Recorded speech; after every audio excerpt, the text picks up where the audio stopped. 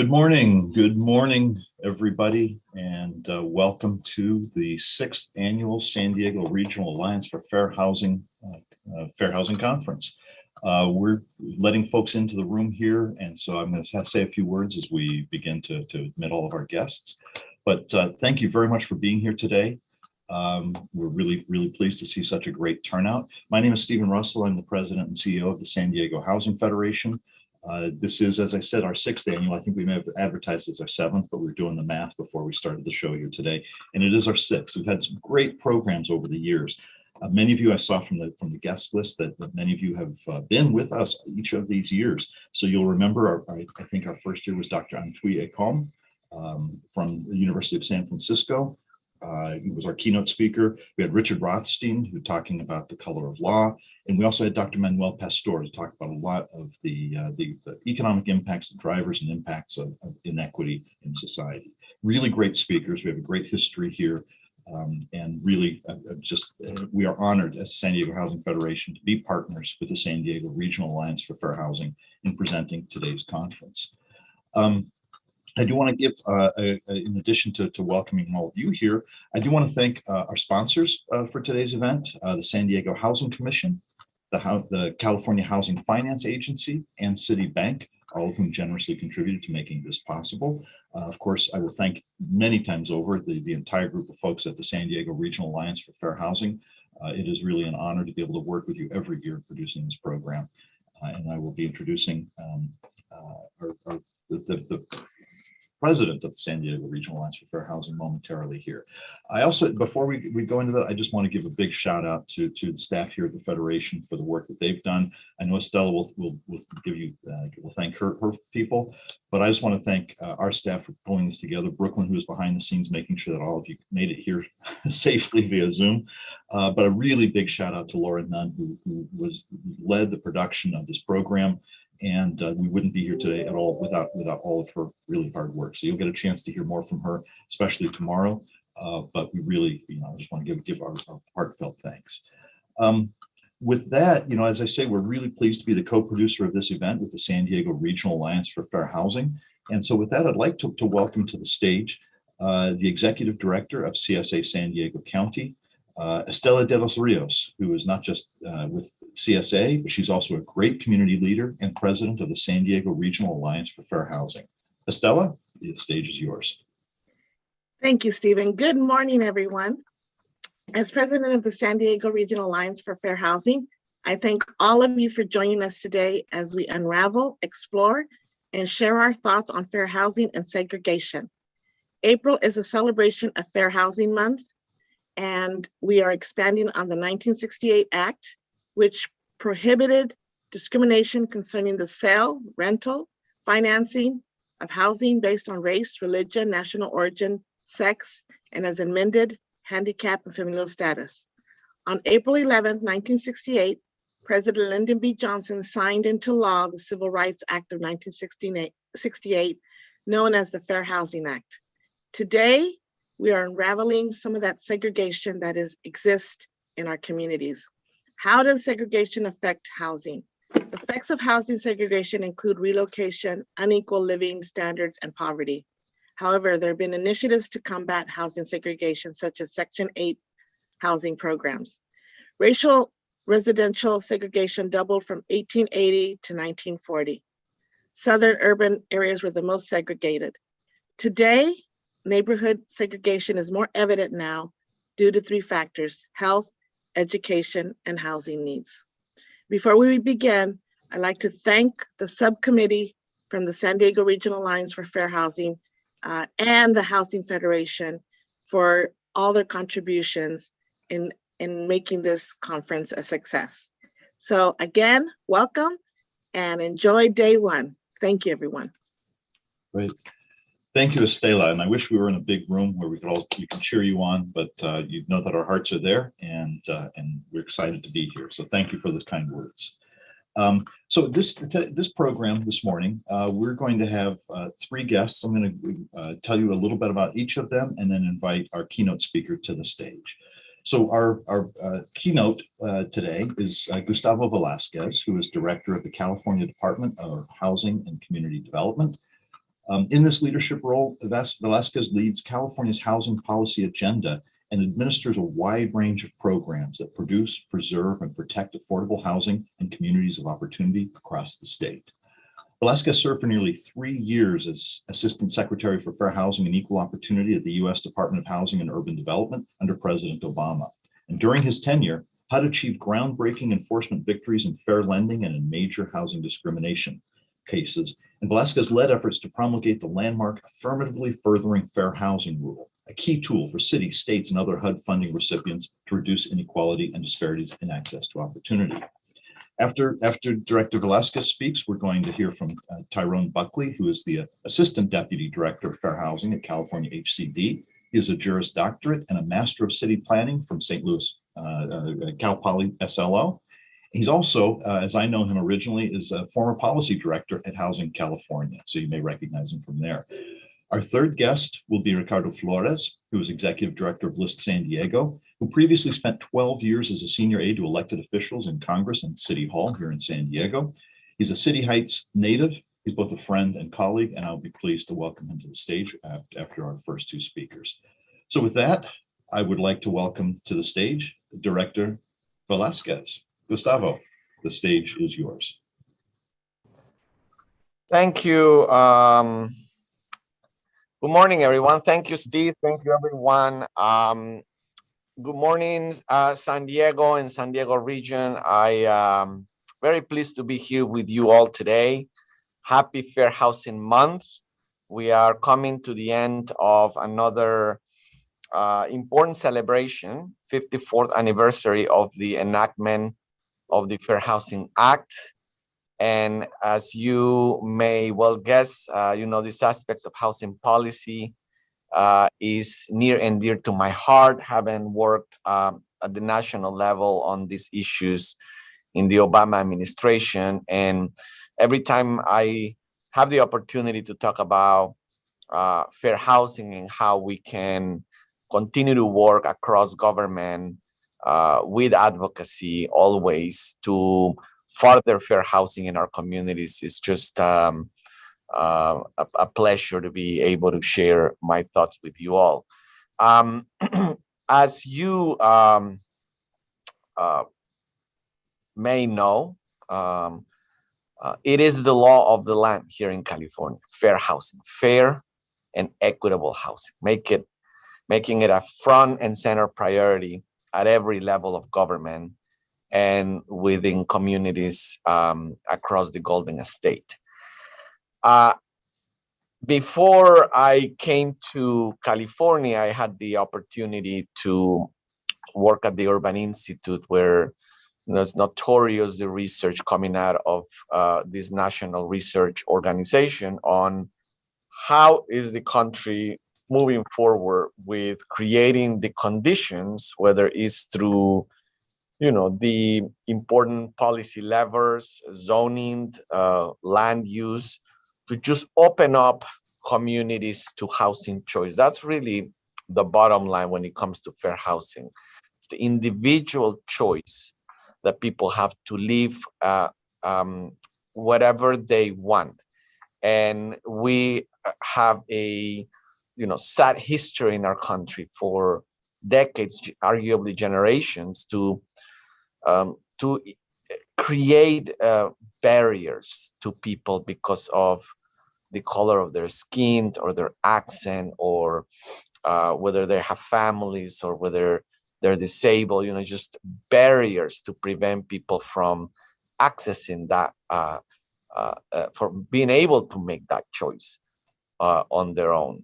And so I'm sure we'll spend some time today just reminding ourselves. This is just a continuing reminder of this history of barriers and activity that has kept, often government sponsored, I should say, that has kept communities out of access to housing, and increasing levels of segregation based on your inherent characteristics you're born with. And these barriers have this segregation has just really compounded the levels of poverty. This is all very much interconnected. Your race, your ethnicity, your characteristic as a person with disability, or your gender orientation, or whatever these own individual characteristics are the barriers have really compounded not only access to housing, but because of the relationship with income, it has just exacerbated levels of poverty and inequality.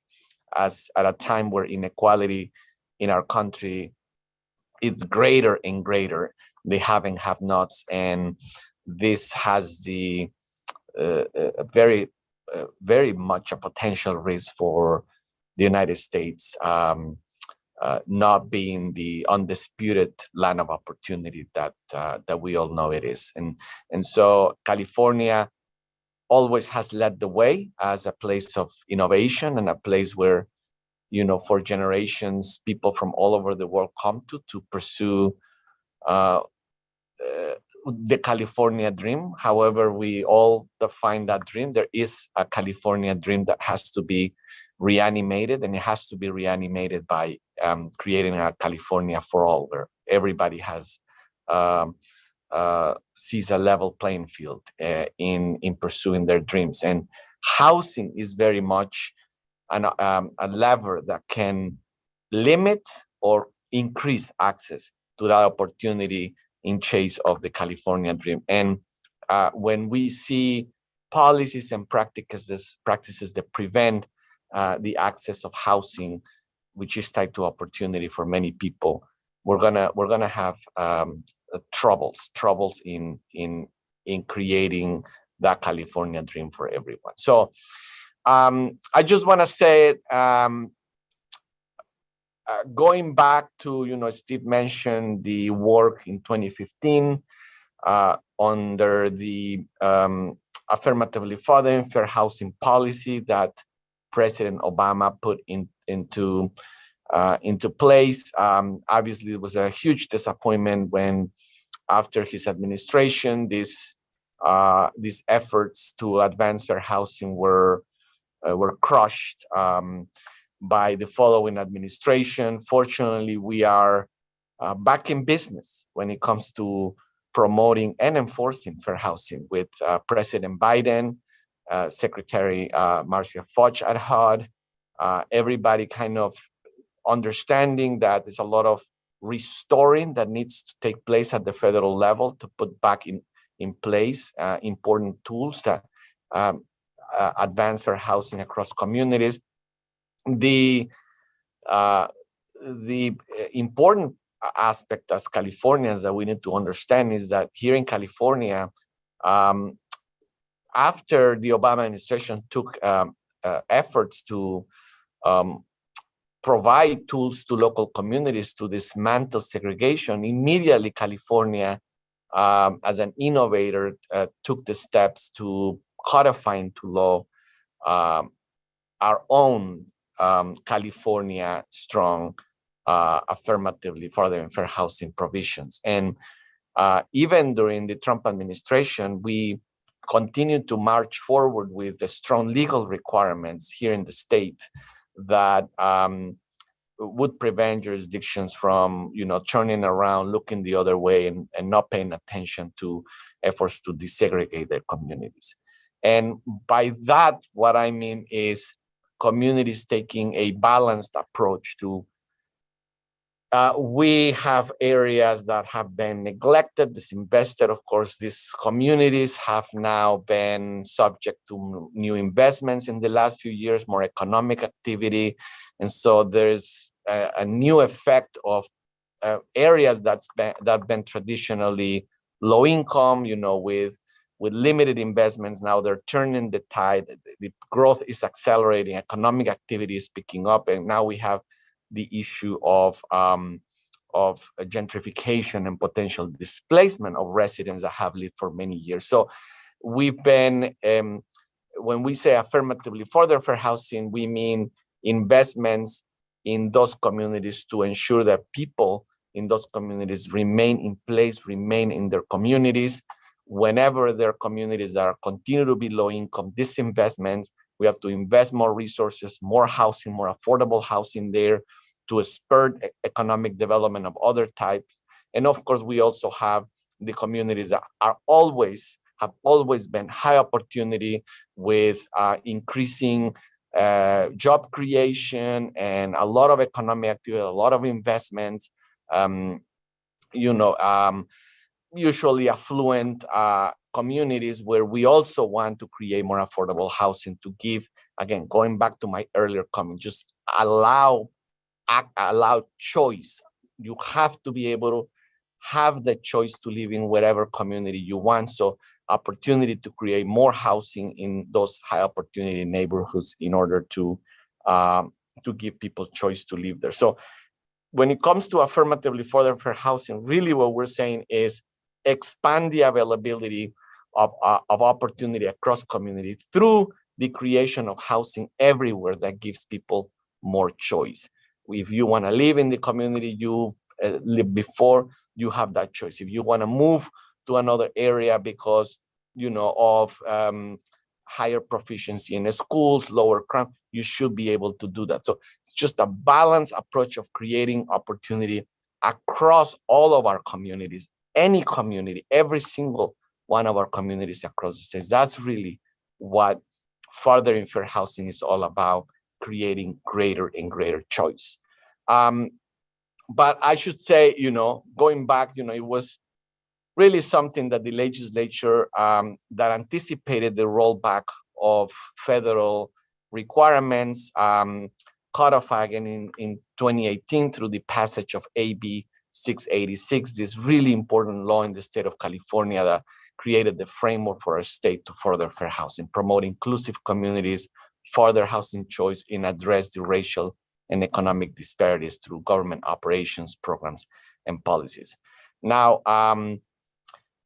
along with AB 686, another important law, AB 1771, probably the single most important tool we have to address systemic racism in housing and achieve positive impacts for all Californians. That combined with the fact that there's never been a greater time in our history than right now to advance fair housing, all of these tools that we created in the state of California to help communities of them. But it starts with the state, right? That's something very important. Sometimes we go to communities from the perspective of the state, and always it sounds like it's just telling communities what they need to. It starts with us. Let me just say that it starts with the state creating,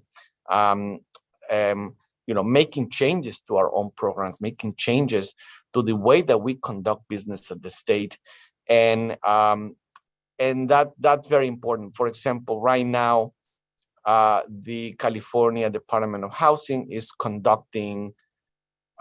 reviewing hundreds and hundreds of local housing plans because we are entering a new cycle of housing planning for the creation between now and 2030 of 2.5 million additional new homes. That's the goal that we have. It's not just a goal, it's a mandate, because this all ties to required new housing creation mandates that each jurisdiction has to meet for the next 8 years. That's the number, 2.5 million homes. And as a result of that goal and mandate, right now we're reviewing all of these housing plans for each jurisdiction. And it's, in fact, San Diego was actually first, the San Diego region was the first to start working on these housing plans. Great majority of those plans now have been reviewed and either approved or disapproved in the San Diego region. And this aspect of fair housing, as we go through the review of those plans, is very important. The aspect of, okay, if you have to create all of this new housing in your community, it's got to be a way for you to do it. You have to explain to the state how, and not just to the state, to your community is more important. There's a strong community engagement and participation aspect here. The community has to weigh in heavily in how these plans are being prepared by cities. And of course, there is, because the numbers are much greater than in previous years, you have to think of, hundreds, maybe thousands of additional parcels where you're going to create new housing, especially affordable housing.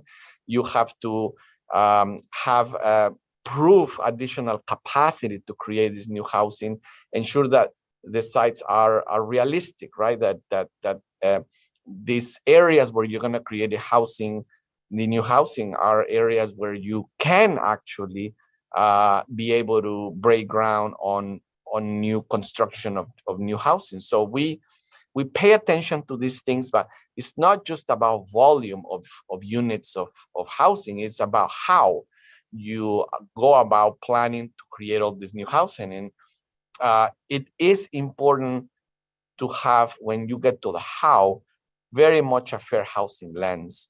And that's what all of these additional state legislative legal requirements, all of this authority that's been granted to the State Department to review this plan, so important to have that lens. And we have the opportunity now to ensure that across the entire jurisdictions, housing is going to be. It's not just further concentrating affordable housing in just one part of the community. That's, again, what historically has happened. That's why we have the levels of segregation we have by race and ethnicity and disability. That's why all this has compounded high levels of not only racial and ethnic concentration, but poverty concentration. And we've been able to now say back to jurisdictions, we need to just unlock opportunities really across all of these communities, not just in the traditional places where this has occurred. And so that's only one aspect, just one example of the lens that we're using in order to approve these housing plans. And we're seeing, some successes. We work, back and forth with jurisdictions multiple times until we see that they are applying that lens as well. And that's the goal. It's 2.5 million new homes between now and 2030, contemplating more housing in areas of high opportunity, contemplating more housing in areas that has proximity to important amenities, starting with jobs, because it's important to have proximity to jobs, have proximity to the places people usually on a daily basis go to, in order to also reduce the effects of climate change. As we know, the less we use vehicles, the more we are going to help the environment. And so housing planning has to be very much a part of how we are also addressing climate change.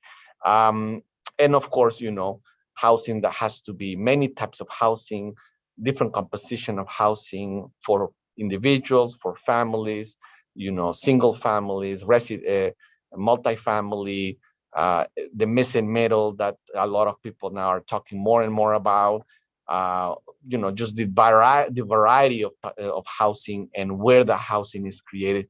We're really taking a much more comprehensive approach to the way the housing planning is created. And when we conduct all that work at the State Department, when we provide local jurisdictions millions in planning grants so that they plan with fair housing objectives in mind, when we provide incentives so that people that are doing more with fair housing can access more state resources to subsidize the type of housing that has to be created.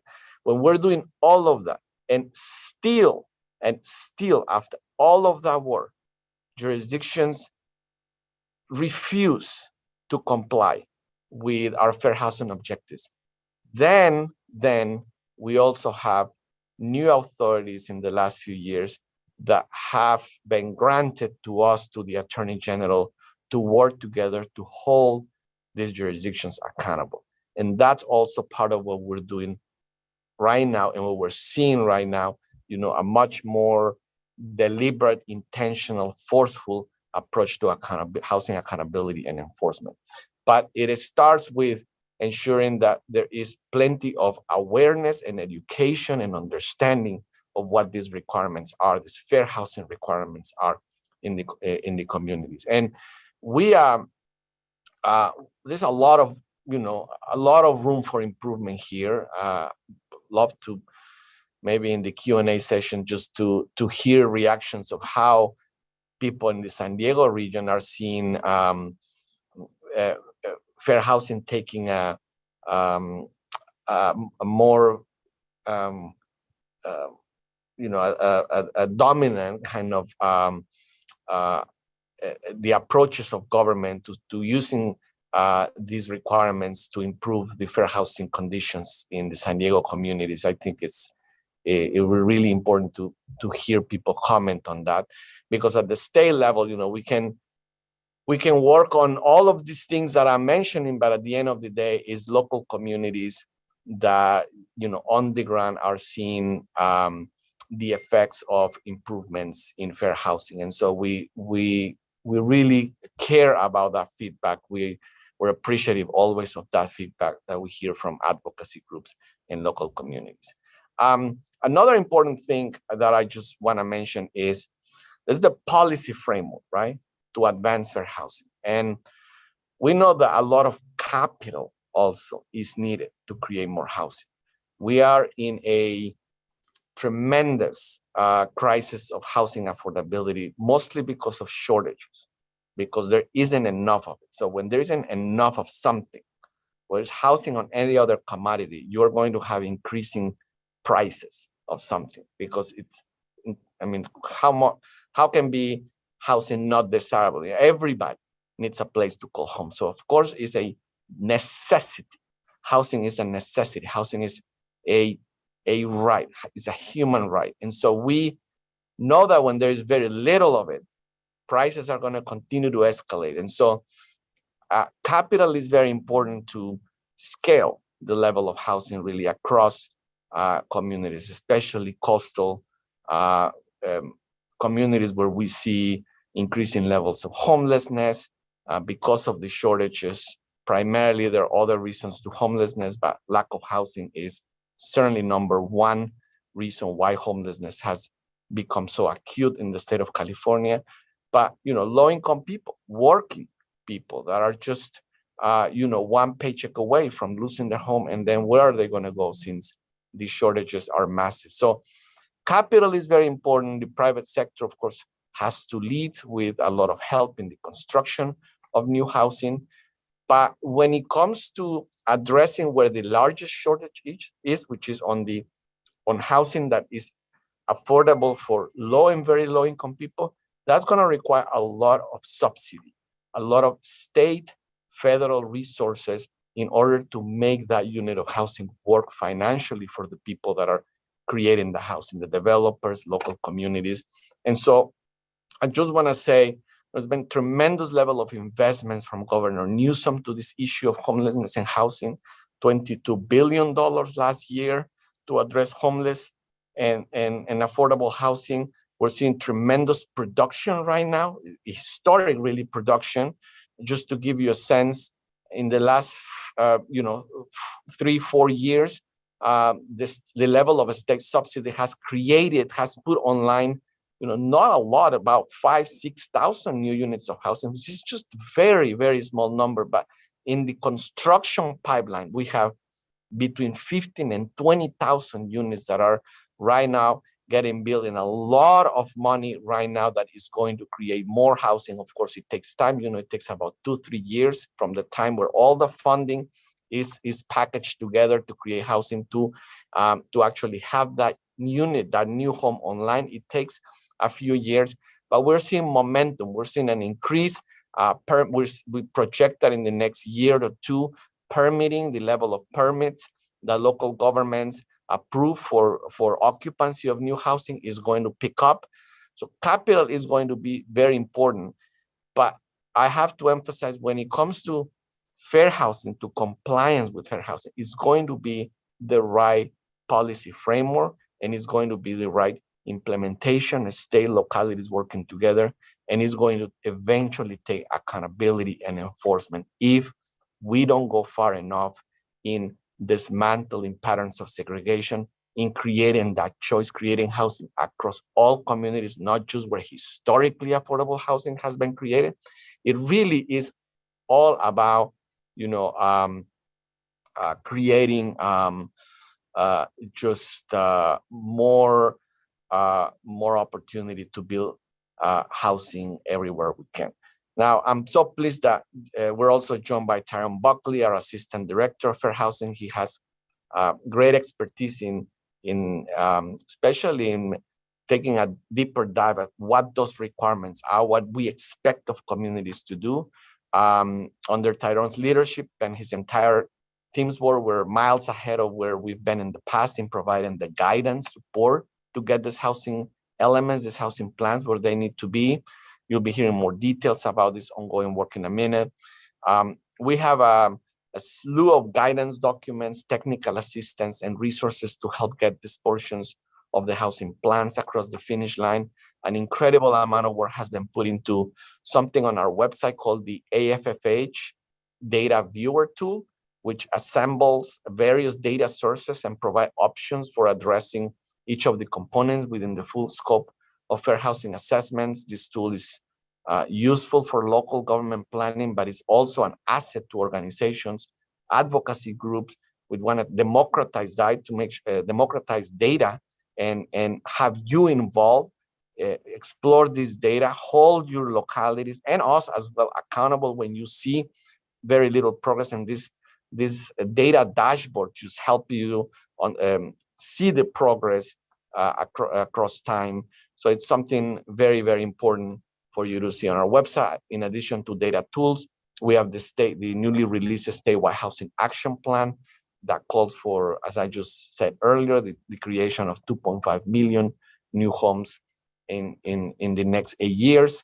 It's very important, the level of information, the level of data that we provide to communities in order to see the progress in this arduous and collaborative approach to solving the crisis of homelessness and the crisis of housing affordability, very much so with that fair housing lens. So I just wanna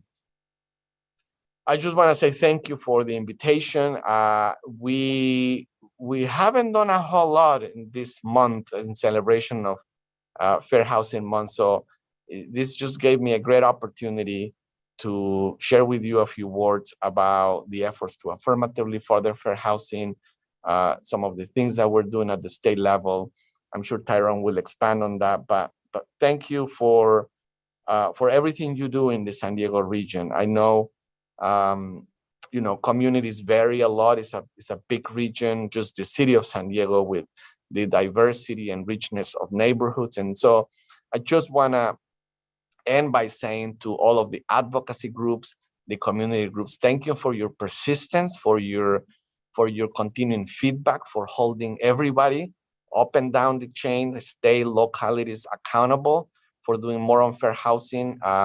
You keep us going. So the more you keep your advocacy, the more we will know where the gaps exist, and the more we can work with your local government to push the envelope farther. So thank you for all the work that you do advocating for fair housing. Great. Gustavo, thank you again. I wish we were in a room where we could share our enthusiasm with applause, but I know folks are out there just thrilled that you could join us for part of this. Is our celebration for Fair Housing Month. We're wonks. We spend our time, we're housing geeks, most of us. This is how we celebrate. So thank you for being a part of that key celebration and your kind words about this region. I don't want to take any more time with me. I want to get to Tyrone Buckley, who's again Assistant Deputy Director of Fair Housing at California HCD. Tyrone, the stage is yours. Great. I am working on sharing my screen. Did that work? Or let's see here. Did that work? It's working. Great. You can see my first slide there. Yes, you got something in the way. Your script, your notes are showing. Oh, sorry. One moment. How does that work now? Not seeing your shared. One sec. There we are. Perfect. All right. Perfect. Thank you. All right. Well, good morning, everyone. My name is Tyrone Buckley. I'm Assistant Deputy Director of Fair Housing at HCD. I lead up our Fair Housing Unit. The Fair Housing Unit has been around for about the last 4 years, was created to work on implementation and make sure that HCD is addressing not only federal fair housing law, but also new state fair housing law that we heard talked about a little bit already today. The Fair Housing Unit addresses those issues, but also addresses issues of tribal inclusion. We implement new state law around making sure that tribes have access to our funding programs and that we have strong technical assistance for them. We also work on the TCAC HC opportunity maps I know a lot of folks are familiar with. We work on accessibility issues and implement state law around affordable housing and issues that affect protected classes across the board. We've grown exponentially. I think all of you have seen the HC hires nonstop, and the fair housing team has grown too in those 4 years. It was, I think, 2 people to start out with, and now we have a team of about 11 people. So we're putting a lot of investment into our fair housing work, and it's been a really important time to be at HCD. If you care about these issues, as Gustavo laid out, Director Velazquez laid out, that we have a real commitment there, and we are really striving to make sure that we meet the mandate and support local jurisdictions in meeting the mandate. Today, I'm going to talk a little bit about AFFH law. And Gustavo touched on this a bit, but I'm going to drill down a little bit and talk about HC's access to opportunity work. First, I do want to thank the Federation and the Alliance for having HCD here. The purpose of this presentation is to help you understand recent developments in AFFH and HC's vision for affirmatively furthering fair housing. While the work of the department has always been deeply connected to fair housing issues, our efforts have become much more intentionally focused on addressing racial equity and broadening access to opportunity within the last few years, in part to the passage of recent legislation, which we're going to discuss today. First, I'm going to discuss a little bit about AFFH and then discuss what's next for HCD's AFFH access to opportunity work.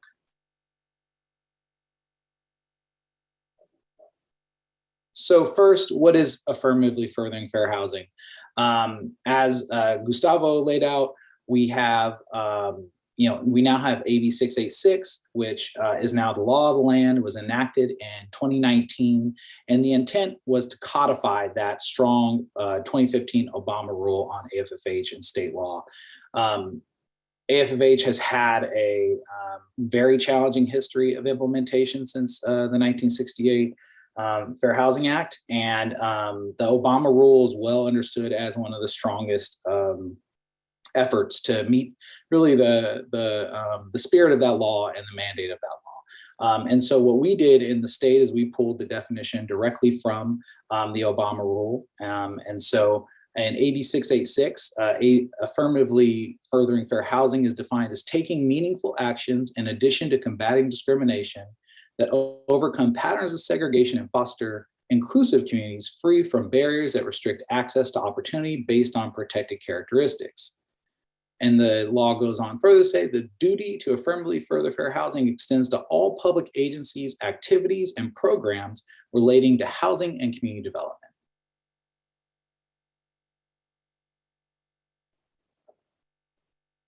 The law goes on to give us some clarity on what is meant by meaningful actions. So meaningful actions must aim to accomplish the following: address significant disparities in housing needs and access to opportunity, replace segregated living patterns with truly integrated and balanced living patterns, transform racially and ethnically concentrated areas of poverty into areas of opportunity, and of course, foster and maintain compliance with civil rights and fair housing laws.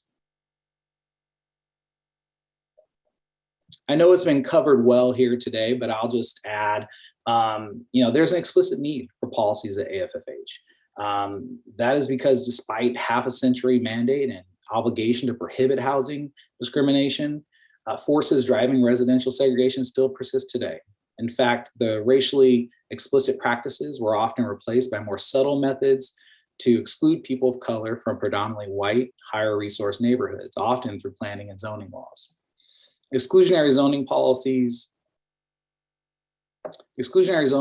combined with the practice of disproportionately placing affordable housing in low resource neighborhoods and not high resource communities continues to reinforce the spatial segregation of low income communities and communities of color here in California. Housing policy, program guidelines, and regulations were essential in creating current inequities, and they are also equally important in both preventing further segregation and concentration of poverty, as well as increasing widespread access to opportunity for all. As Stella mentioned, that part of our job is unraveling our history of exclusion and segregation, and that's really what we see our mandate as through AFFH at HCD. So let's go back to the law a little bit, AB 686. We've discussed the definition in the newish law, but now let's talk a little bit about that public agencies piece that was mentioned earlier. AB 686 requires all California public agencies to affirmatively further fair housing. It establishes an independent mandate for all California public agencies to adhere to AFFH regardless of future federal actions, really trying to lock in place that Obama rule that AB 686 is trying to make sure that is codified in state law. This mandates that state and local public agencies facilitate deliberate action to explicitly address and combat disparities resulting from patterns of segregation to foster inclusive communities. And all public agencies must administer programs and activities related to housing and community development, broadly defined in a manner that AFFHs, and take no action inconsistent with that obligation. The law also creates new requirements for housing elements due to be revised after January 1st, 2021. First, let's talk about that public agencies piece. We understand public agency to be construed broadly and includes most governmental agencies in California. The housing agencies are more straightforward. That's going to be us, HCD. That's going to be the Tax Credit Allocation Committee, the California Debt Limit Allocation Committee, CDLAC, the Strategic Growth Council, which also has housing programs. So HCD is in the process of thinking through how to advance our equity programs, our scoring, so that we advance access to opportunity, and how to make sure our funding programs are serving all Californians.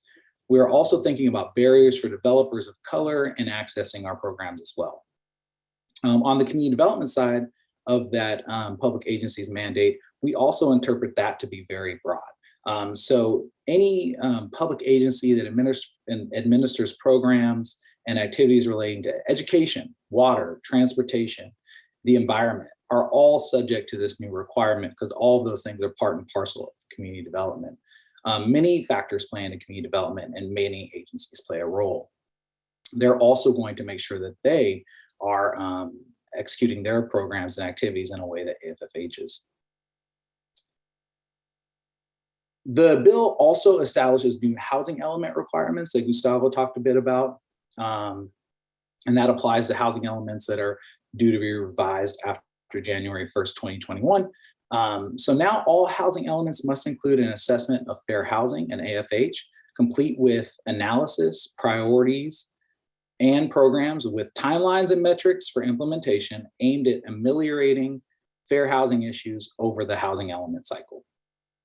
Also in the housing element, the site inventory must affirmatively further fair housing. The purpose of the housing element site inventory is to identify and analyze specific land that is available and suitable to accommodate the regional housing need by income group.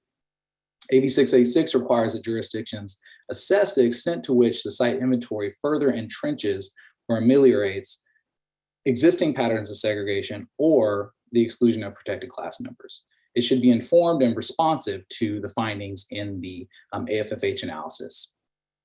As Gustavo mentioned, we know that this is a new requirement for jurisdictions, so we have worked hard to develop a strong guidance document that you can find on our website and that lays out what our thinking is around this new requirement. That went up during Fair Housing Month last year. We also, as Gustavo mentioned, have a data tool that we have created as well Because we know it's a new mandate and that it's challenging sometimes to get for local governments, especially smaller local governments, to get their hands on the types of data that they'll need to do the analysis. So we wanted to provide that up front. That's on our website as well. And not only is that for local governments who are trying to implement this, but it's also it democratizes the information. If a local government looks at does the analysis and toggles a couple of the different metrics in the opportunity maps and comes out with one evaluation of opportunity or of fair housing in the jurisdiction, our hope is that local advocates and others can ground truth that and also look at that data tool and determine whether or not the housing element has the right read on the fair housing issues. So what's next? I want to discuss a little bit about where we see this going, AFFH and access to opportunity. We're doing our housing element implementation. We have annually worked on the opportunity maps, which are a tool for funding programs to make sure that we can target affordable housing resources into high resource areas. But we want to be thoughtful and intentional about our work going forward. And so in recent years, it's come up for us that the interest in policies to advance AFFH and access to opportunity have grown really significantly, and really in three primary categories that stick out to us. First, the legislature has been advancing proposals to include opportunity policy frameworks and land use decision-making for the last few years. Beyond AB 686, this hasn't really manifested in new laws yet, but we anticipate that this discussion will continue as the legislature moves forward. Production-focused bills seeking to be inclusive of equity issues, and we want to be able to be responsive to that. The passage of new laws that mandate the inclusion of AFFH that Director Velazquez laid out earlier, but that's in the housing element, also in the regional housing needs allocation process or RHNA process. That's a new mandate. So that's a new sort of exploration for us around AFFH. RHNA methodologies now must include AFFH as a required statutory objective they need to achieve.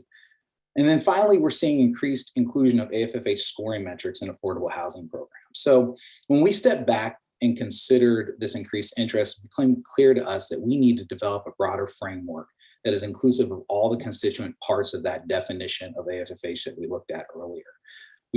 While we've always understood that AFFH is much more than mobility strategies, we acknowledge that the TCAC HC opportunity maps, our best developed tool to AFFH, was primarily a tool to identify high resource areas that could enhance the life outcomes of low-income families with children through investment in affordable housing. Mobility strategies are not the only pathway to affirmatively furthering fair housing, and we know we need to build out the research basis and strategies and tools to AFFH through community development, lifting up struggling communities and building out important resources in those places. This has to be part and parcel of a state strategy to AFFH.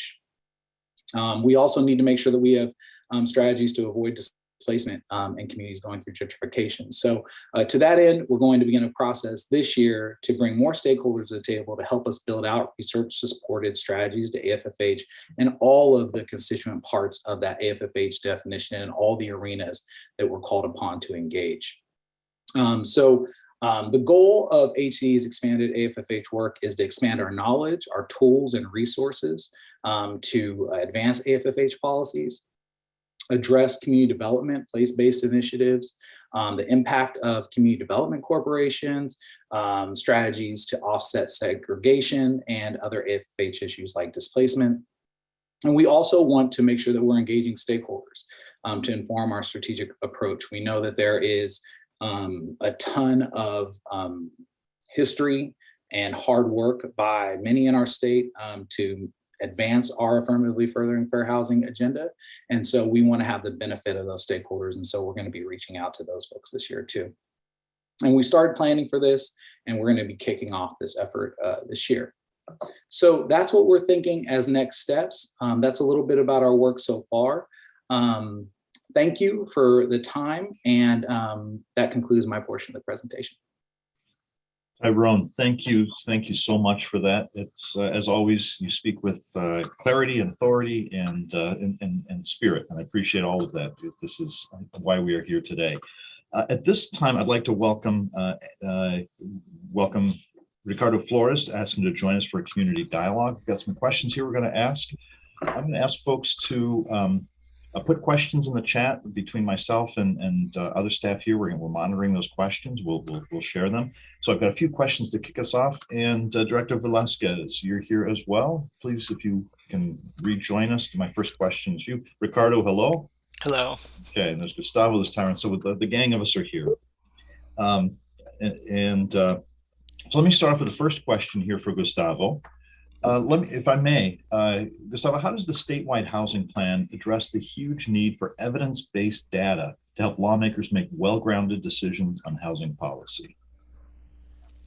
Thank you for that question, Stephen. Great to see Ricardo. Thank you, Tyrone, for the deeper dive there. Along with the statewide housing action plan that basically lays out the major goals and the progress that so far we're making to achieve that goal of 2.5 million new homes between now and 2030. With that action plan, there is a 10-year data strategy that is included that goes at exactly at your question, right? In order for us to track that we are year after year getting to that goal of 2.5. And again, like I noted in my remarks, not just the scale of, the volume of the new housing that has to be created, but how, and this ties exactly to this conversation of furthering fair housing. We need to have a way to collect the right data and report the right data, democratizing data. We've already made efforts, but the 10-year data strategy really lays out additional pieces of information that we'll be collecting and reporting on a continuous basis to track that progress. The AFFH data tool on our website is fulfilling some of that purpose. If you haven't seen it, we welcome everybody to see it, but we know we need a lot more data to collect and track. And that's what the 10-year data strategy is all about. And I did put the data tools, the link to that page with all the data tools in the chat, so folks can keep paying attention to us, but you can also play on your computer and look at some of those maps.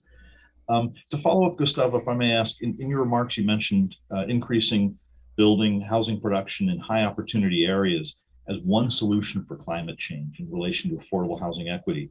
Could you elaborate a little bit on that? Right. So we always hear that that the creation of more housing in areas that, I have to say, first of all, I'm a little conflicted sometimes about talking about high opportunity, non-high opportunity areas. I mean, I think we all acknowledge that all communities have assets that we need to acknowledge and celebrate, right? So it's a little, this body of work where we started really talking about the opportunity mapping, it goes back to about 25 years ago when researchers at, national think tanks started thinking more about mapping out communities by levels of opportunity. But it's still, even though it makes sense, it's still, I think, I hope to you as well, it just, I don't know, it's a little conflicting to think about that. So we've always heard that, just for sake of conversation, that these higher opportunity areas where we want to incentivize more creation of housing overlap with also our goals of furthering our climate goals. Under the assumption that these areas have, comparatively speaking, greater proximity to the amenities that we enjoy on a daily basis. And that reduce, knowing that more than 40% of our harmful greenhouse gas emissions come from cars and trucks, that the less use of vehicle, the reduction of vehicle miles traveled are going to have a positive net effect on climate. And so we've always known that there is some overlap. So the effort that we're taking on right now is going through some, mapping exercises to kind of determine really what are some of these areas where we can get the most out of the climate impacts. The governor has been lately talking more and more about the powerful effect of where we create more housing opportunities that can also advance our climate goals. So we're examining this more and more from a perspective of vehicle miles reduction, proximity to jobs, schools, other types of places where people, often go to. And we know we're beginning to see a strong correlation. I wouldn't say is definitive, but we do see a strong correlation. So that's a very positive thing to see, because it basically moves us in a direction where we are basically achieving two major goals as part of our increasing efforts to create more housing and also achieve other types of objectives. But it's never going to be, 100%. And this is certainly important in the context of creating more housing in rural communities. We have to know that our state is so diverse that there is no one approach to how we go about creating more housing. So that's what I have. Well, and I'm going to ask Ricardo in a second here to maybe comment on that, but I just wanted to acknowledge that dynamic tension between making investments in high opportunity areas versus communities where the only community investment going on is the housing program that we're doing. And these are often TOD type areas. So there is that dynamic tension we need to resolve. And Ricardo, I saw you nodding in a way that I feel like you wanted to say something about that.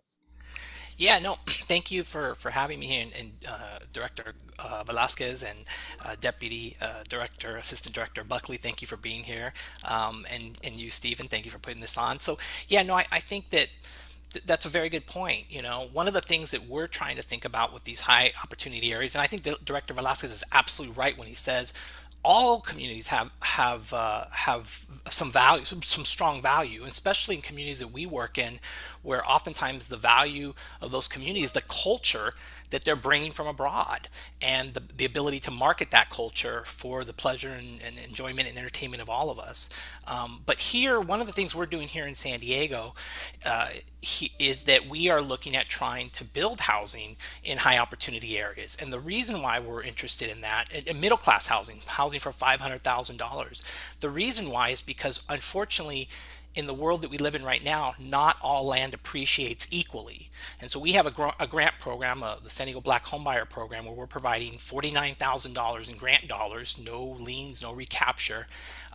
But we have an issue with pipeline. We're putting folks in condos, and these are small families, and we need to service larger families because there's a need for them as well. And not everybody can live in a condo. And so if we're going to build housing, we want to make sure we build housing that appreciates for these families. And that's really important, because that's a real big challenge that we can't quite address, which is, if you live in certain neighborhoods, your land appreciates a certain amount, and if you live maybe less than a mile away in another neighborhood, it has a higher appreciation value. And so how do we compensate for those things? But I also think too, the other thing is, to folks that are listening, I mean, this is the fulfillment of the civil rights laws. We have never fulfilled those laws. We've gone far, but we need to go further. And in this particular instance, we need to have communities that are balanced. And I'm always struck, because I have a background, as Stephen mentioned, in politics. And so I've done a lot of door-to-door in my life, and so have a lot of colleagues, and so do our local folks. And the uncanny thing is that all of us can say the same thing. There are neighborhoods that are completely homogenous, where we're knocking on doors and we're saying, hi, we'd like you to support this.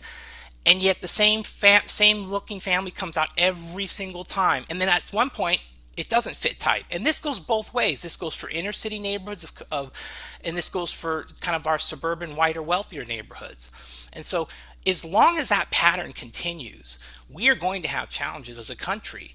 And it's very simple, right? It's simple in the sense that we have to have a generation of children that grow up in a diverse neighborhood and have a diverse experience. And that doesn't just mean black, brown, and white kids, but it also means working class kids, college educated families, etc. It's really important. And actually what's really fascinating here is for our two colleagues here in Sacramento, we have that in San Diego. We had two communities in San Diego. One of them is called Linda Vista, and the other one was called Frontier Housing, which we're all talking about now with Sports Arena. These were integrated communities created by the federal government because of the response and the need for World War II. And I'll take it a quick step further. My father actually grew up in Frontier Housing and later lived in Linda Vista. And he will tell me, and I actually have a member of my board who also grew up in Frontier Housing, and both of them will say anecdotally that they feel that their experience growing up in a community that was diverse, black, white, brown, a little bit of everything, really helped them in their careers in order to be able to work with others. And so I think it's a really important thing that we start to think about that. And I'm just so grateful that our two state colleagues here are really pushing that and interested in that. And groups like Lisk and others here in San Diego are very much interested in this conversation as well. Thank you, Ricardo. And I'm continuing. We are getting questions from the audience. I've got a few more questions here I want to share, and we will go back and forth a little bit in a moment here. But if I could ask maybe both Gustavo and Tyrone a question here about, we're 4 years into the passing of AB 686 as a framework for AFFH in California. What would you say are some impactful ways that you've seen local governments use AB 686 that can be replicated in San Diego and across the state? Gustavo, can you lead off? Yeah, I'll start and then have Tyrone weigh in as well. There's a lot that I would say this. There is a lot that we still have not seen in terms of the effects of AB 686 versus what we have seen. Let me just put it that way. It's a lot of great information that we use to create the guidelines that kind of expand. Really, it's our guidelines is just additional information that basically prepares local jurisdictions to implement effectively AB 686. And I would say there's great stuff happening on the planning side, but I think I'll just put it this way. I think it just remains to be seen whether the implementation of AB 686 will be as effective as we believe it intended to be. And it's not a great answer, Steve. It's not a great answer, but it's the answer I have. I think we're doing every effort to hold jurisdictions to the ground on ensuring that our guidelines are looked at and considered whenever they're submitting their housing elements. And we hope the execution will be just as good as we're seeing the efforts of planning. But execution is a different animal. So we that's why it's important to keep tracking. Going back to your first question on data, how jurisdictions are making progress. So, Tyrone. Thank you. I think that's reflective of the experience I've seen too. I would add that one of the things that we're really heartened to see when we get in housing elements is a strong analysis that looks at all the component pieces of AFFH, right? So it's not just looking at mobility strategies and how to create access to opportunity, but also thinking about community development strategies. So if you have a site inventory that has a significant portion of your low-income RENA going to what might be characterized as low-resource communities, include a program in there about how you're going to help lift up resources in that community, right? So that we can see that in your programs and your actions going forward. That's really key. That's something that's really helpful for our reviewers as housing elements come in. And then on that programs piece, really making sure that your programs are responsive to what you found in your assessment of fair housing, right? Oftentimes, too often, I'd say we get a set of programs that don't even address some of the fair housing issues that were found in the analysis, and making sure that there is a tight connection between those things, between those actions and what was found through the strong fair housing analysis is really important. And make sure they're measurable, right? We are going to be looking at our annual reports over the life of the housing element, and we're going to want to make sure that you're meeting some metrics and milestones for incorporating some of those programs and activities. So those are two things that are really helpful for us as we're trying to support jurisdictions in meeting the mandate. And then the last thing I'd say is, give yourself time to, it's really helpful when jurisdictions give themselves time to engage in the TA and the instruction we can provide around housing elements. Oftentimes, jurisdictions might back themselves into a corner by submitting very late, and then the interplay between us, where we can be supportive and help folks think through how to solve challenges around fair housing, just isn't available. So those are really the 3 points that stick out in my head. Great. Thank you. Thank you. And I guess we can continue to both of you guys here, to Gustavo and Tyrone. What kind of guidance are you giving on implementing SB 9? And do you think that is going to, if you could briefly explain SB 9 and then talk about whether you think it will stimulate more fair housing in California? Tyrone, you want to go first?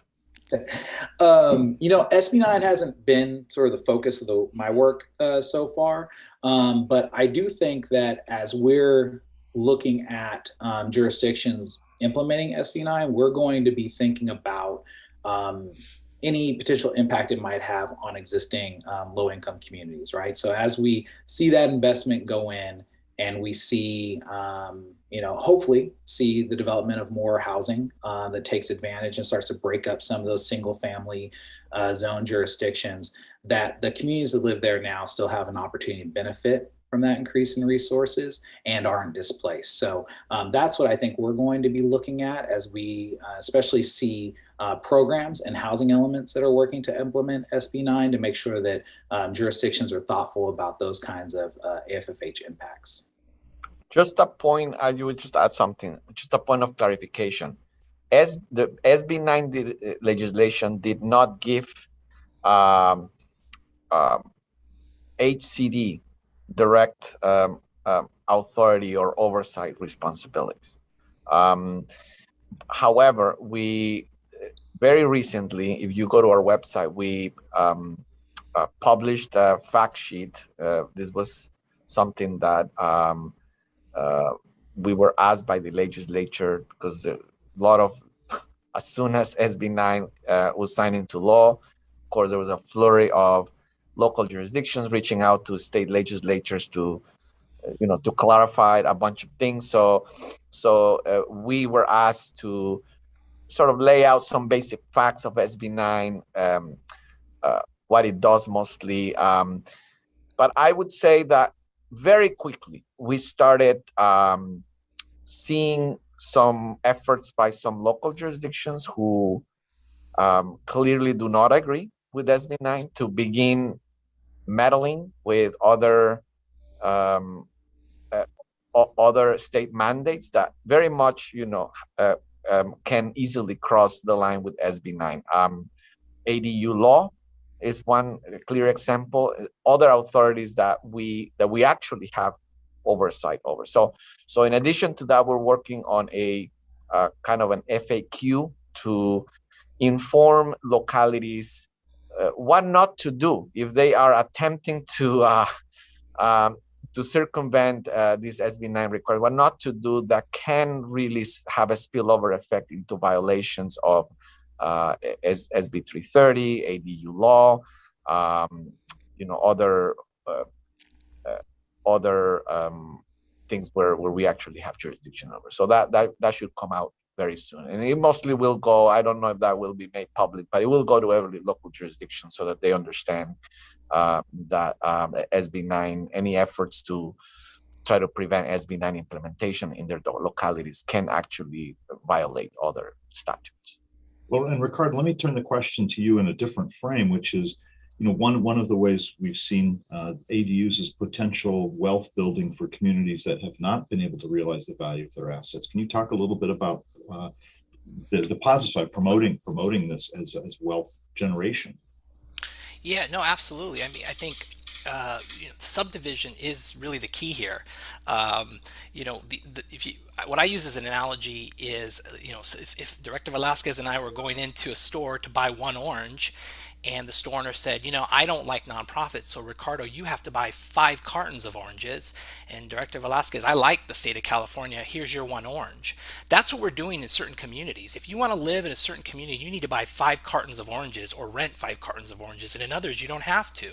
And so the question becomes, how do you make land cheaper without destroying land values, right? Because destroying land values is counterintuitive to everybody.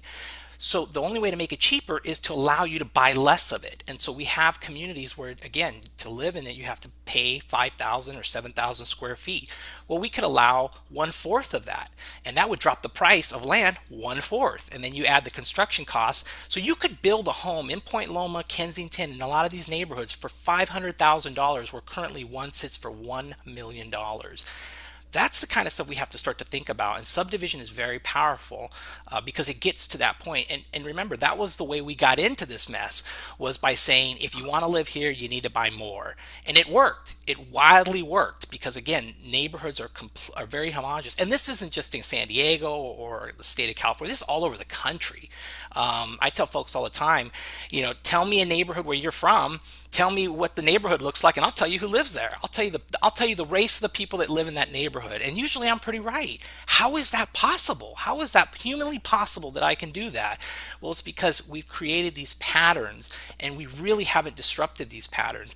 And to your last question, what the Director Velazquez and Mr. Buckley were answering in terms of, well, what can jurisdictions do? Well, I think that's really where we all come in, right? The city of San Diego, groups like Lisk and others, we come in and we say, this is what we think should be going on in our jurisdictions. What do you guys at the state think? Does this work? Will this have that effect? And so I think that in some ways, we're all in a new territory here, but we all have the same desire and the goal, which is to create a more equitable community and a community that flourishes because it's in all of our interest. Well, so let me follow to Gustavo and to Ricardo, and let's start with Gustavo here. There's always this follows, I think, logically. There's always a tug and a pull between what the state says is needed on things and what local communities want more of or less than. Can you tell us where you see that delta, and how can we get closer in sync to really move things along in the area of fair housing locally and statewide? And how can San Diego prime ourselves in this partnership? There's always this tense relationship, right, in kind of a state, localities, and control. And what we always tell localities is, let's just, we're respectful of local control. This happens a lot when it comes to changes in zoning patterns or land use, policies. We're just trying to approach this as a partner where, we do have a state mandates that cannot be circumvented. State law, trumps many of these localities. If something has become quite evident in this front is, for example, in the implementation of our home key program, where there's a lot that state law allow the state to do in order to, when necessary, waive kind of local approvals. And there's been all of this, tension between the fact that localities have said, well, we should have control over where housing is created.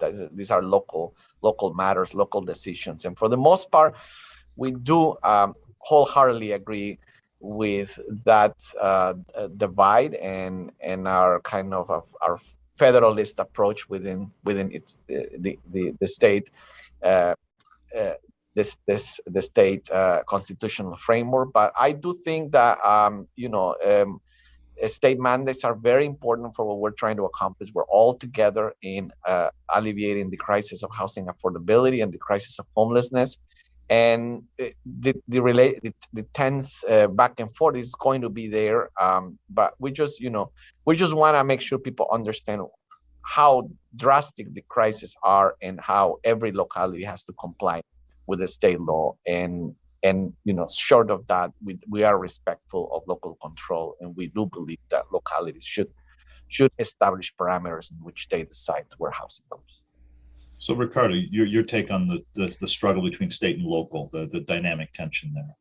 Yeah, no, I think what folks tend to forget about local government is their main role is land use. That's what they do. And so the idea that they can't come together, a city like San Diego, $1 billion budget, and start to make decisions that would allow and accommodate for growth, but also allow for an increase of their tax base, right? Because if you think about Prop 13, in the neighborhood I live in, Kensington, there are people in my neighborhood that pay about $1,000 in property taxes, and some of them even less because their home is historical. It's a 1920 tract home and it's historical. And so they're paying less property taxes. That's the problem, right? And so if you allow, again, for the land to be utilized differently, to subdivide it, you're allowing for that property tax base to be re-triggered. All that goes back into cities and state, and allows for the growth. And so cities have every interest in doing these changes. The challenge becomes, and this is something Director Gustavo and his colleague, Assistant Director Buckley, can't do, which is they can't take the political arrows for you, right? Our elected leaders in the world that we're in now, they have to lead on this issue.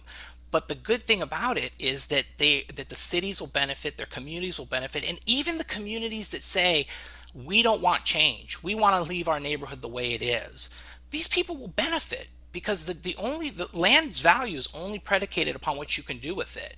And so there are folks in communities like Point Loma in Kensington that they can only do one thing with their land. They can put a home smack dab in the middle of it with a front yard and a backyard. If you allow them to do more with their land, the value will increase. So there's really no losers here. The losers are this. If you grew up in a neighborhood and you're just not comfortable living next to people of color, or you grew up in a neighborhood and you're just not comfortable living next to people that are working class, that's the challenge for you and your family. It's an internal challenge, but it should not be legislated by the government. So the other thing I'll add too is we, in the housing element that the city of San Diego shared with the state, they actually, in their appendix, they actually provided a history of segregation in the city of San Diego from the time of the Spaniards to now. And it very clearly says, and in 1923, there was a discussion had in which they wanted to implement zoning, but they did not want that zoning to interfere with the covenants that were already in place. So it was very clear what the city council was trying to do. Again, these are discussions we have to have here. How did that happen? Why did that happen? What was the effect of that happening? And what can we do about it? These are not conversations that folks in Sacramento can have with us.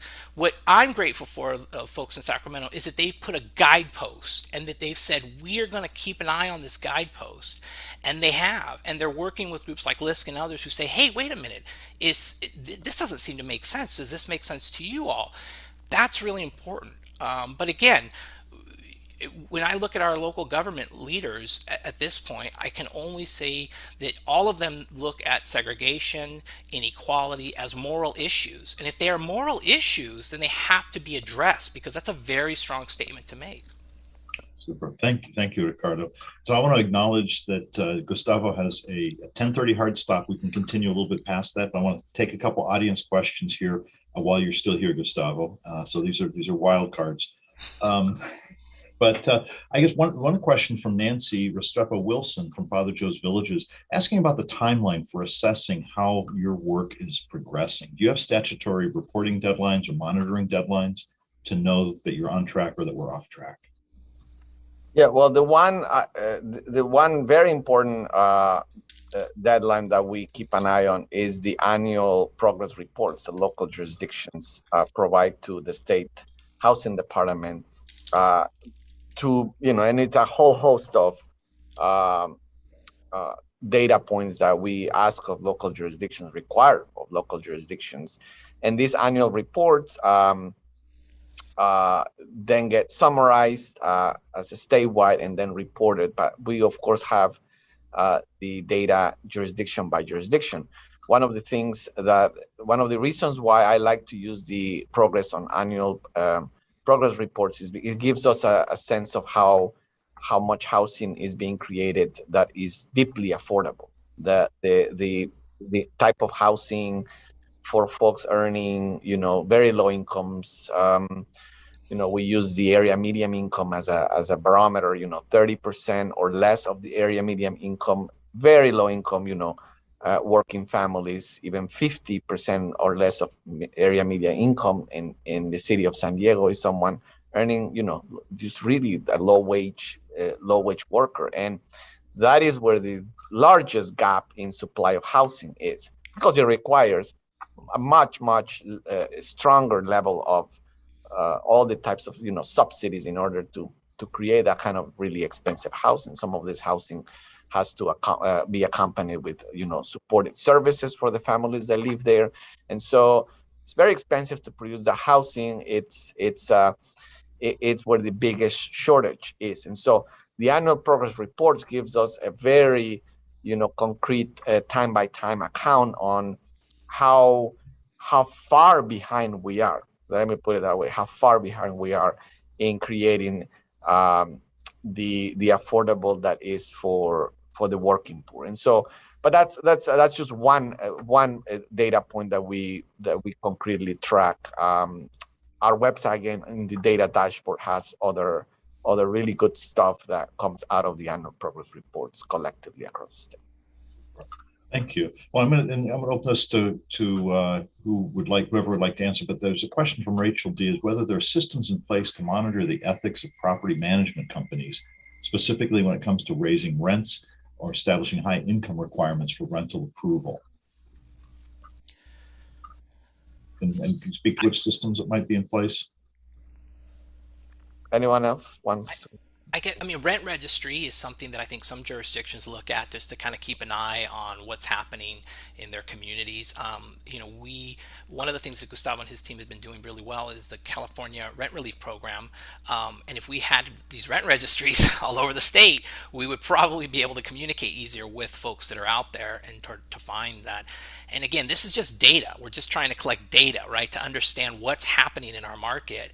But there's a lot of pushback on rent registries, interestingly enough, because some folks don't want that data. But again, that would be very important to find out, and very important for policymakers to better understand the needs and the concerns of the community.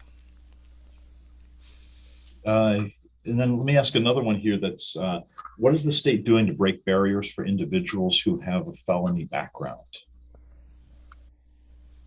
Well, let me say, interestingly enough, I think HUD just announced, when I was in the Obama administration, you remember, this is very much related to fair housing, the promulgation of a disparate impact rule. So just to describe generally what that is policies, practices that either governments or private entities put in place that disproportionately affect people that are protected under the Fair Housing Act. So the disparate impact rule, basically what it did is we gave a framework for the legal community to litigate cases where these policies have to go up against a judge or a jury to prove that a policy has a disproportionately impact on these communities by race or ethnicity, and obviously that's a violation of the Fair Housing Act. So following the enactment of that rule, what we did is we started putting out guidance for housing providers, local state governments, on the applicability of this rule in the context of certain communities. One clear example of it was policies that had the ban either in ordinances. I remember coming to I don't know if you know where the town of Hesperia is. It's that was one of the ordinances that we were looking at when we were at HUD. There was just a ban on people with arrest and convictions records to access housing. And so what we did is we enacted this guidance in order to clarify that these policies were in violation, could potentially be litigated in violation of the Fair Housing Act. All of that was again reversed in the Trump administration. Just heard that HUD is back at it and trying to resuscitate, those guides for housing providers to understand how serious it is for them, to shut out people who, had a conviction 20 years ago, or had a, I understand, certain convictions or records recent and for major offenses, but, possession, misdemeanor, possession of, small quantities of, marijuana that just arrest records for things like that would just completely shut out people from the opportunity to rent an apartment. So these are things that the state of California, the work of another department, a sister department, Department of Fair and Employment. What is it? The Fair and Employment. DFH. Department of Fair and Employment and Fair Housing. Yes. It's DFEH. I hate to say it. Fair Employment and Housing. Fair Employment. Kevin Kish might call it. Well, they are looking at this. I actually just spoke with the director there yesterday. It is important for the state of California to begin looking at this systemically, and I hope we will advance this important guidelines that are coming out of HUD and replicate those, just like we did with AB 686 in the context of policies that harm communities of color just because of who they are. Yeah. Well, we're gonna continue here for a few minutes, but I want to acknowledge, Gustavo, you need to go. Are there any last words you want to leave us with before you go to your next? Just, happy Fair Housing Month again. Thank you to all the groups that are participating. Lisk, you did a terrific job in terms of, pushing, keep advocating, just keep doing that. It helps tremendously. Your advice, your great sounding board to you and all of the other groups that are participating today, keep the accountability high. That's very important. And thank you again for inviting. Great. Gustavo, thank you so much for being with us today. And we look forward to continuing to work with you. Thank you for the work you're doing. We're going to continue here for a few more minutes. We have a couple more questions, and I'm going to throw them out there. You can loosen up now. The big guy's gone, so we can chill out a little bit.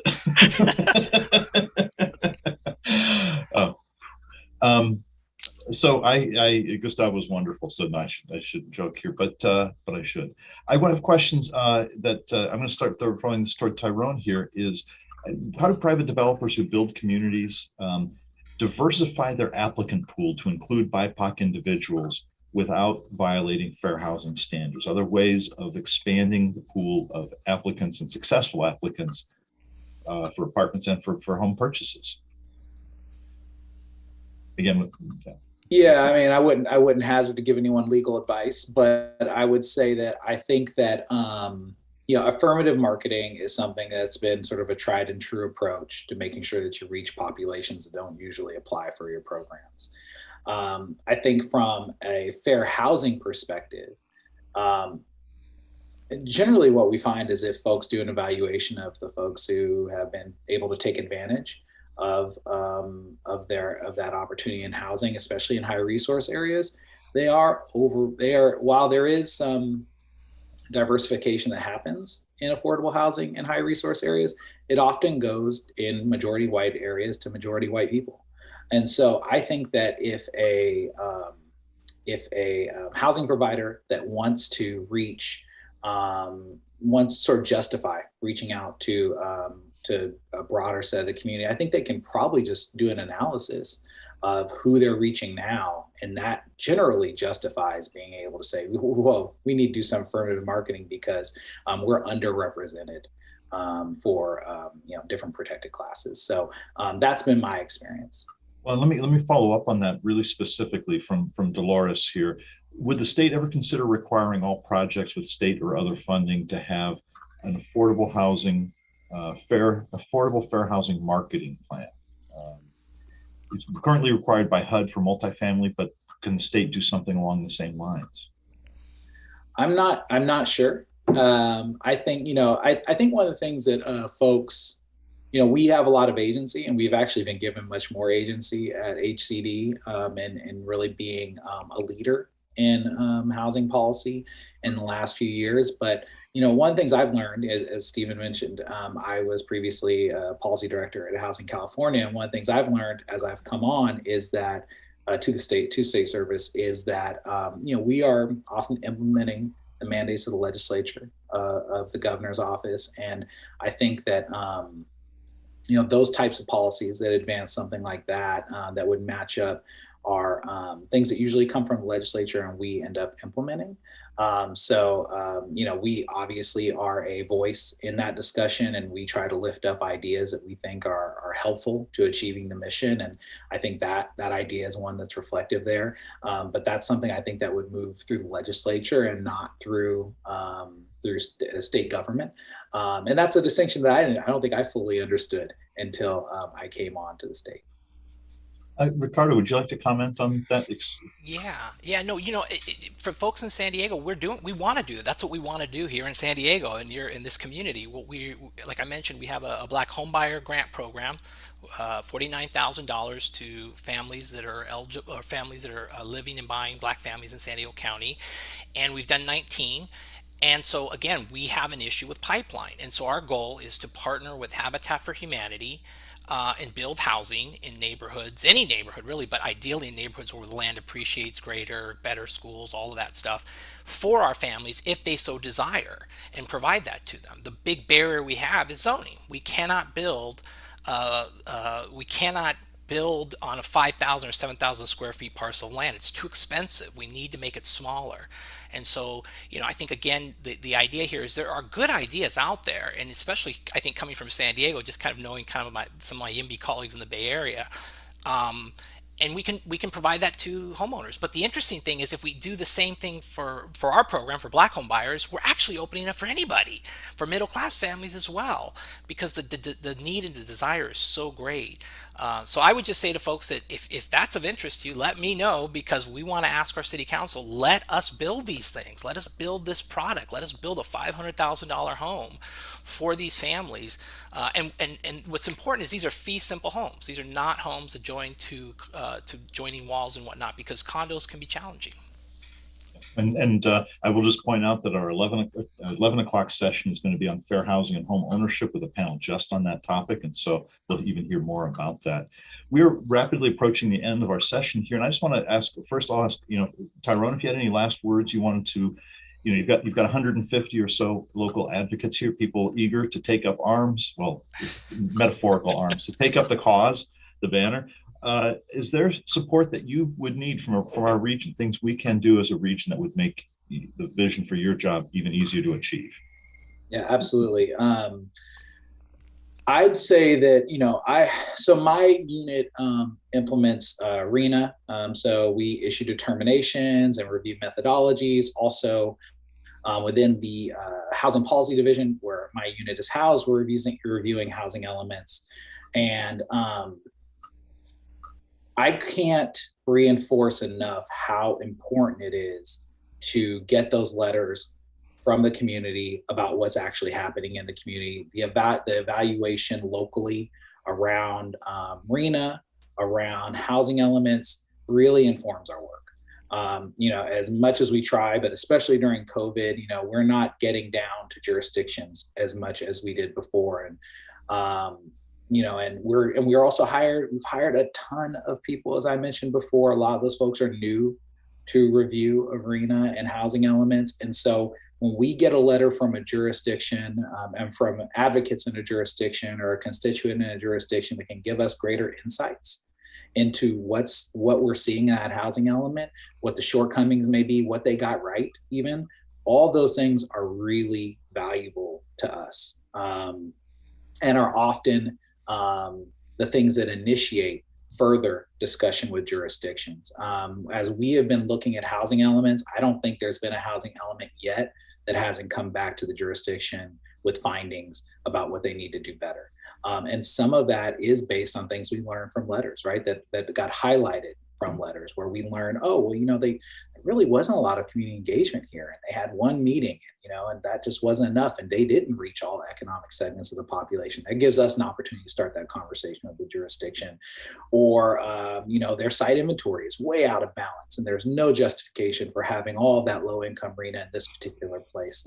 Those are things that can help inform the discussion and then also bring out better programs and analysis from the jurisdiction. So I would just encourage folks to get really engaged. I know it's tiresome. I know not everyone in this meeting today earns their living through affordable housing advocacy and just do it as an interest. I know it's hard, but I would just buoy your spirit by saying that we read them and we pay attention to it, and it's really helpful to our work. Great. Ricardo, in 2 minutes, what would you ask with this captive audience of housing advocates here? Well, first off, I want to echo what Deputy Director Buckley said. We have engaged with that department and they've engaged back with us. They call us, they ask us questions. So I would definitely urge folks to do that because it doesn't just go into, wherever. It actually goes and people read it and they'll respond. I would just say to folks on this call, if you're from San Diego, join us in what we're trying to do because we're trying to unlock the value of 53% of the city that has not been built on for over 100 years. Think about that. 53% of the city not been built on for over 100 years if we go back to the redlining maps. Help us do that because not only are we going to increase the potential local economy, but we're going to help families that are living in poverty and also help families that are maybe attending schools that aren't as strong as they should be. This is really the cause of our country at the end of the day.